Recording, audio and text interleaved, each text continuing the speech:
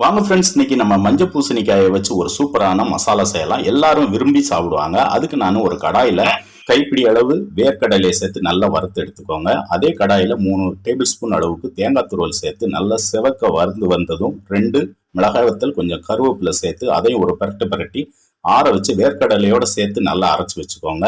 இப்போ வேற ஒரு கடாயில எண்ணெய் ஊற்றி அதில் கடுகு, சீரகம் அதை போட்டு நல்லா பொரிஞ்சு வந்ததும் ஒரு பெரிய வெங்காயத்தை கட் பண்ணி சேர்த்து கூடயே கருவேப்பிலை சேர்த்து நல்லா வதக்கி விட்டுக்கோங்க.